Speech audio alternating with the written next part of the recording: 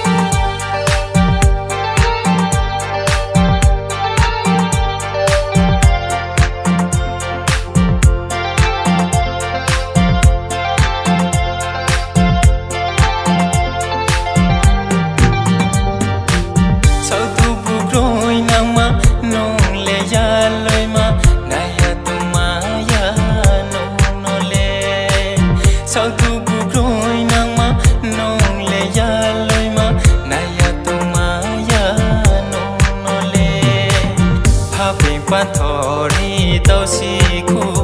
chamano na ye phona ya si yo na ya sao tu bu kroi na ma nong le ya loi ma na ya tu ma ya no le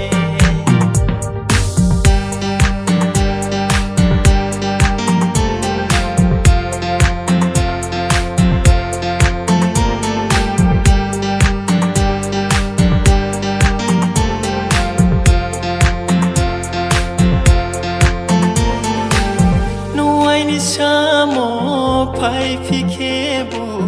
angle brekhe ye tung ni sia nuang bai chal ye tham phi na pho ai ni kha pha no toi nai no ai ni sa mo pai fikhe bu angle brekhe ye tung ni sia nuang bai chal ye tham phi na pho ai ni kha pha no toi nai sao tu bu kroi na ma nong le ya loi ma na ya tu ma ya no le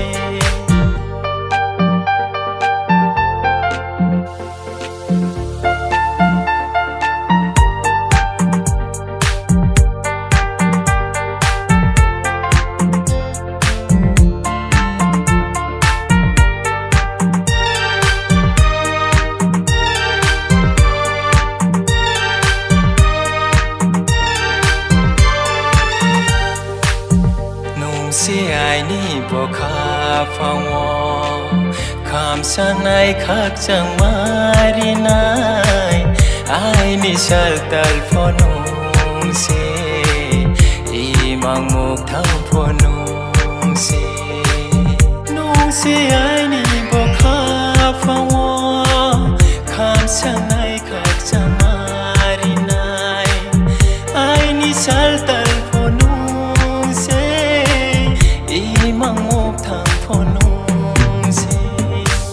sao tu bu kroi na ma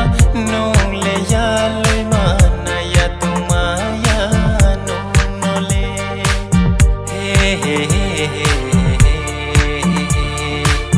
la la la la la la la la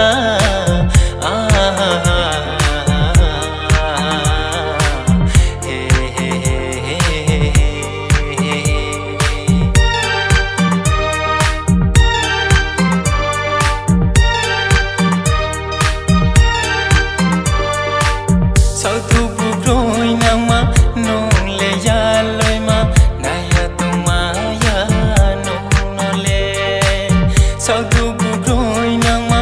nong le ya loi ma na ya tu ma ya no le pha pin pan thori tao si khu